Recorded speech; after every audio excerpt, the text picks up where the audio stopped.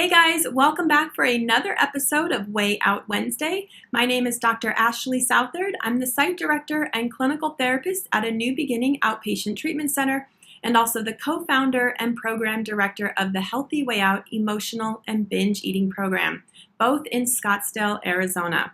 So today I continue my interview with my 6-year-old daughter, and I am going to be asking her questions about feelings. As you can imagine, this is a little girl being raised by a therapist, so there's a lot of feelings talk that goes on in our house.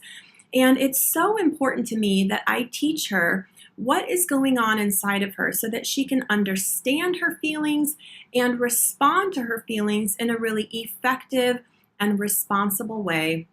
And hopefully, of course, this will really prevent her from, in the future, needing to turn to things like food or drugs to help her cope with all of these intense feelings going on inside.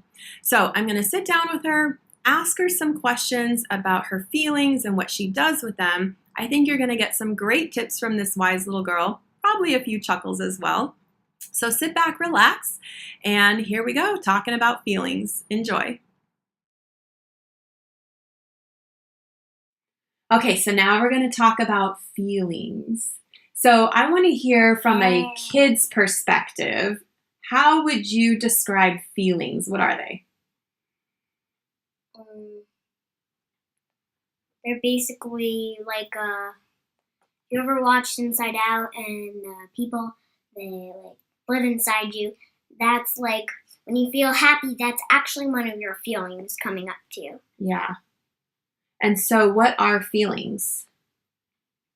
Let's say they're little like balls of love and happiness and that stuff. That live inside of you. Mm-hmm. All right. So what are some of the feelings that you experience often? Happiness, joy.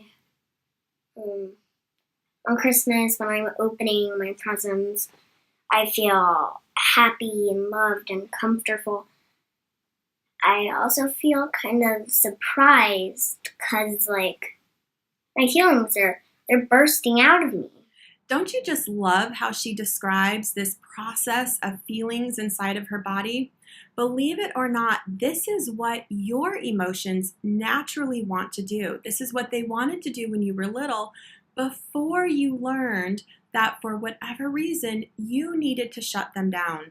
Either your environment wasn't safe to show those emotions, or the people around you couldn't handle them. But somewhere along the way, you probably got the message that it's not okay for your emotions to be expressed.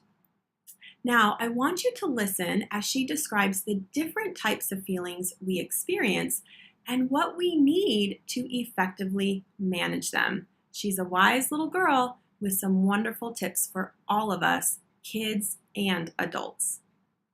When you're feeling kind of upset about things, what are some emotions that you're feeling? I feel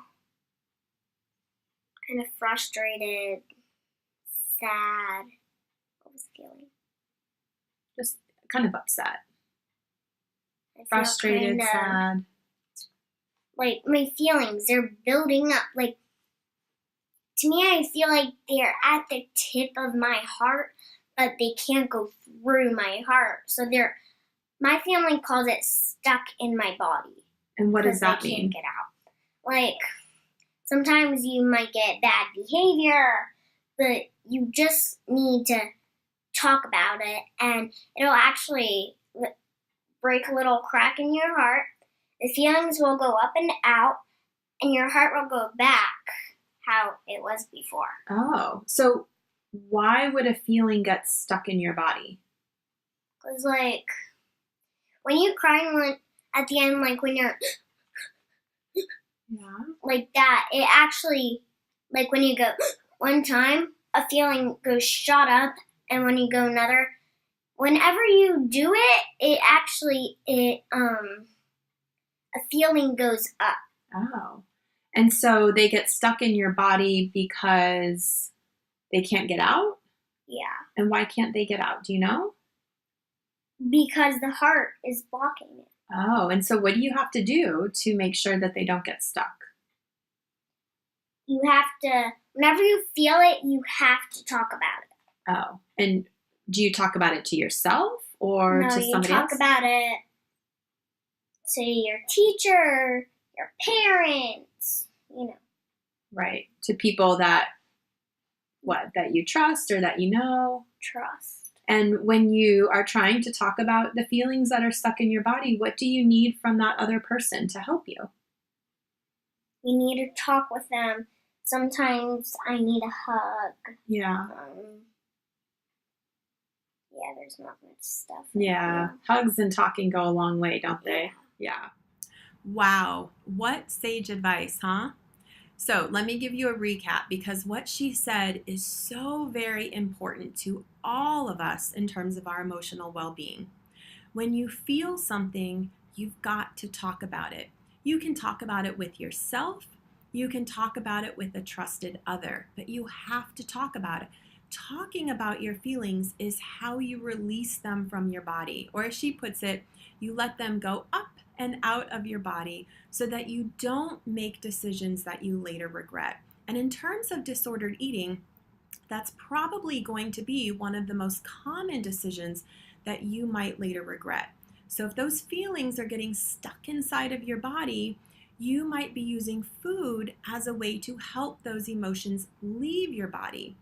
The problem is, and the secret is, they don't actually leave your body. They're just suppressed by the food, and then they get activated again, which means you need more food again. So instead of turning to food, I want you to turn to another person that you trust. Talk about what you're feeling. Maybe even be brave enough to ask for that hug or to cry on their shoulder, and allow those emotions to go up and out of your body so that you can be free and get on with your day. Which feelings are really easy for you to experience? Joy, love, great times together with me and my family. Why are those easy to experience? Because it may be a short experience, but it goes a long way. It sure does, doesn't it? Yeah. And what about feelings that are... a long memory. Yeah, they make for long memories, don't they? And what about a feeling that's kind of hard to experience? Which ones would you say are more difficult? I would say being kind of frustrated, sad, hurt. Yeah. Hurt in two ways. Like when you fall and you scrape your knee, it might hurt, and also when someone hurts your feelings. Right. Yeah, there are lots of different ways that you can feel hurt, huh? And when you're feeling those kind of harder emotions like hurt and frustration, what is it that you're needing to help you feel better? I need to talk. I need a hug. Aww. Sometimes it's also just time. Yeah, that's right. Sometimes time helps, doesn't it? Yeah, especially when you pair that with talking or getting a hug. Yeah. What about crying? Especially sleeping. And sleeping can help us feel better, huh? Because it falls under time. That's true. And how do you feel about crying? Do you think that's helpful or not helpful? It's helpful. Yeah? To me. How is it helpful to you? Because then your parents know when you're hurt or when you need a hug if you can't get the words out. Oh, right. So crying is one way you can let people know that you need some support. Yeah. So what do you think? Pretty great tips from a 6-year-old, huh? Well, just to sum it up, as humans, we are wired to feel a lot of emotions. And usually at some point, pretty early on in our lives, a lot of us can learn that it's just not okay or not safe to show all of these emotions that are bursting out of us. From happy to sad and everything in between, our heart is really full of important emotions, and these emotions are signals. When we feel these emotions, and we don't shut them down, we don't let them get stuck in our bodies, we can actually process through them and we can feel better. We can feel lighter. We can feel more resolved. We can feel more joyful and more peaceful. And then you don't need food.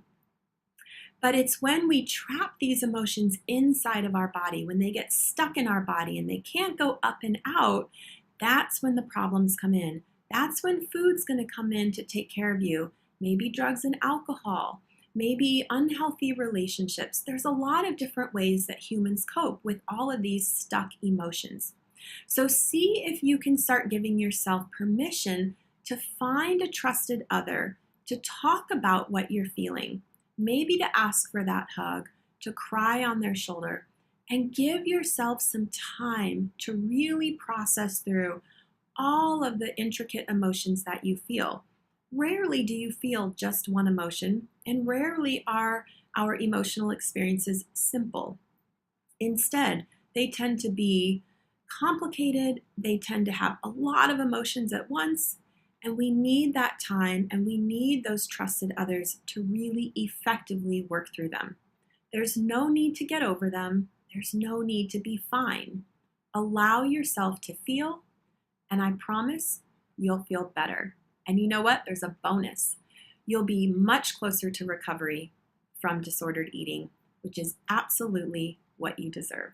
Okay? So take care of those precious emotions of yours.